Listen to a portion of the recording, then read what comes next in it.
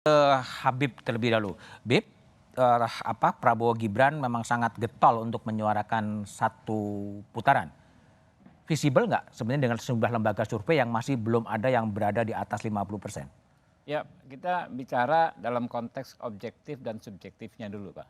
Secara objektif kan konstitusi kita mengatur pemilu itu bahasanya bukan satu putaran atau dua putaran. Ya. Di 6A ayat 3 ya, disebutkan pemilu yang dapat 50% lebih, maka dia dilantik sebagai presiden dan wakil presiden.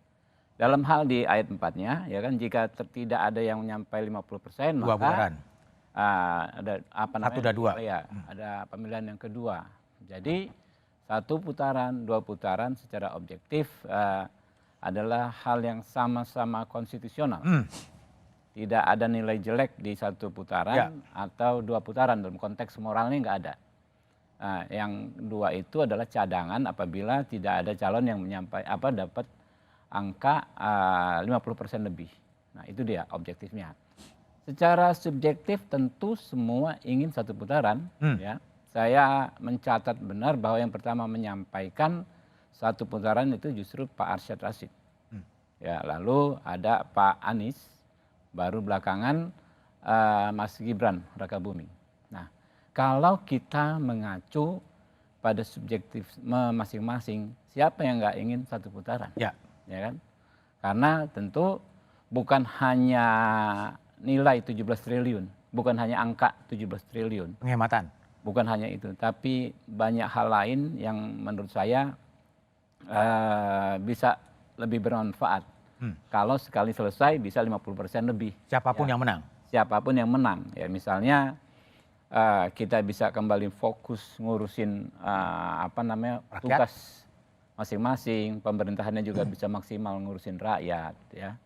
Kemudian juga ini ada mungkin ratusan ribu penyelenggara, bisa langsung juga selesai pekerjaannya. Menurut saya itu kan nilai yang besar sekali. Yang paling penting juga di sektor bisnis, ya. Teman-teman yang wait and see dan lain sebagainya. Segera ada kepastian. Segera ada kepastian, bisa mengeksekusi rencana-rencana bisnisnya, dan ini tentu efek dominonya panjang sekali. Tapi Pragi tetap berupaya untuk satu putaran. Ya tentu, semua seperti halnya Pak Arsyad Rashid dan kawan-kawan, Pak Saroni dan kawan-kawan, tentu kita berupaya maksimal supaya bisa satu putaran. Kalau dari segi angka, terakhir tadi dari Ipsos, Mas.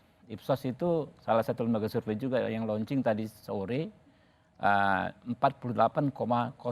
Oh, kurang 1,5. Ya, kurang 1,5%. Saya pikir sangat realistis. Dalam waktu masih ada 30 hari, ya, kami ini kan sekarang gencar serangan darat, ya, yang gencar, ya. Kita bisa kejar 3-4%. Kurangan. Baik, Bung Saroni, menurut Anda dengan sejumlah indikator lembaga survei, realistiskah sekarang kemudian bisa satu putaran Pilpres 2024? Nggak realistis ya. Nggak realistis, kenapa? Saya yakin dua putaran. Kenapa? Kenapa? Kalau menurut Pak Habib kan langkahnya satu ada penghematan. Wait and see para investor asing atau investor dalam negeri misalnya. Kondisinya sekarang kan negara dalam fokus pemilu. Republik kita ini hampir 300 juta orang. Apakah 300 juta ini pada pemilih-pemilih yang di daerah, mungkin yang tidak melihat TV, hanya melihat siapa yang lebih kompeten akan menjadi seorang capresnya. Tapi kalau untuk menjadi satu putaran, itu sah-sah saja. Karena upaya untuk memenangkan agar mungkin tidak ada kelelahan kedua kali. Tapi lebih baik bila anak bangsa ini lebih baik, harus ada dua putaran. Bukan masalah duitnya. Tapi kalau duitnya untuk penghematan, ya udah nggak usah ada pemilu, lebih hemat lagi tuh. Tadi Fahri aklamasi malah. Nah, kalau ngomong aklamasi, kan kalau Fahri pikirannya sekarang lagi pada posisi agak galau dia. Ya karena memikirkan aklamasi, emang ini dipikir kayak pemilihan HIPMI. Ya. yang gampang, coplok, Oke. coplok, coplok. Ah. Udah, yaudah ya, lu pilih si A, pilih si B, si A, si B. Udah aklamasi aja. Oke. Ini kan negara. Oke. Karena ini negara, luasannya seluas-luasnya, maka ini jangan main-main. Jangan main-main juga menarasikan seolah-olah semua bisa. Oke. Tapi ada upaya. Kalau upaya itu wajar-wajar Wajar saja. ya. Target. Ya paling yang nggak punya target cuman amin aja. Ya pada posisi tengah aja lah, duduk. Tinggal menunggu. Tinggal menunggu mukjizat menang di 1 putaran atau menang 2 putaran gitu. Oke, baik. Kita coba dengar tadi ya pidato dari Ketua Umum PDI Perjuangan Megawati Soekarnoputri tadi siang pada saat HUT PDI Perjuangan. Apapun kebohongan, pasti kebenaran akan mengejarnya. Jadi insya Allah kita akan menang 1 putaran. Siap! Bung Eriko, Ya. siap 1 putaran meskipun pada saat sekarang pasangan nomor 03 di nomor 2 atau di nomor 3 peringkat. Mas Budiman, masih ingat nggak kita bicara di sini terakhir dengan Bestian Nenggolan? Ya. Ya, bahwa baru dari hasil survei itu, baru 56% yang menentukan pilihan. Oke. Masih ada 44% yang belum. Hmm. Jadi artinya kemungkinan 1 putaran yang disampaikan Ibu Mega tadi bisa. 1 Siapa bilang putaran tidak? untuk Nomor 3 kan 1 tambah 2 putaran kan 3 hasilnya. Kan begitu kan? Nah, maksud saya bukan tidak mungkin, sangat mungkin. sangat mungkin. Sangat mungkin. Gimana Anda menjelaskan? Sekarang begini, pada terakhir kita bertemu itu, saya sudah sampaikan, ini saya menduga loh. Nah, tadi saudara saya Habibur Rahman sudah menyampaikan, itu survei apa tadi? Ipsos. Ipsos apa? Ipsos, belum pernah dengar memang.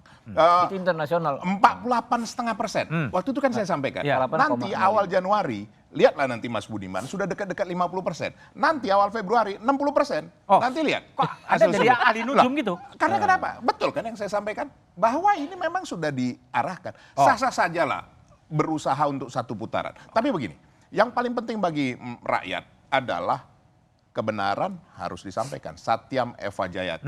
Tadi sudah disampaikan sama Bung Saroni. Ini kan bukan persoalan mau menghemat. Ada kalau gitu ya nggak usah kita pemilu kalau mau menghemat. Ya kan begitu. Tapi di sini yang paling penting suara rakyat. Jangan nanti memilih ini bukan karena suara rakyat, tapi karena dikondisikan. Itu yang tidak boleh. Itu yang harus kita. Emang ada yang kondisikan? Loh, lihat saja. Apa yang tidak ada? Tadi kan sudah saya bilang survei. Benar kan yang saya sampaikan? Udah deketin 50. Nanti lihat awal Februari. Nanti kita lihat. Kalau nggak sudah mulai ke arah mendekati 60. Bahwa ini sudah bisa 1 putaran. Nah, siapa yang tidak ingin 1 putaran? Kami juga sudah ditugaskan. Tadi sudah ditampilkan bahwa kami akan berjuang untuk 1 putaran. Kenapa, Oke. Mas Budiman? Tadi sudah disampaikan juga oleh Mas Ganjar. Bahwa masih banyak suara tersembunyi. 44%. Belum menentukan pilihan. Kenapa? Mereka mau melihat sejauh apa calon presiden dan wakil presiden ini. Seperti apa? Track recordnya seperti apa yang mereka akan lakukan. Itu dilihat oleh masyarakat. Mereka masih diam sekarang. Nanti ada waktunya menentukan. Nah, bagaimana caranya? Tentu Mas Budiman tanya. Inilah kami door to door. Tadi saya sebelum ke sini, saya masih di Tebet. Saya masih keliling bersama-sama dengan mereka, turun langsung dan kami membagi tumpeng kepada masyarakat. Nah, ternyata masyarakat sangat antusias. Nah, ini yang dinamakan silent majority. Silent majority. 44% loh Mas Budiman. Itu terakhir kita bicara Oke. sama Bestian Ya, Nenggolan. baik.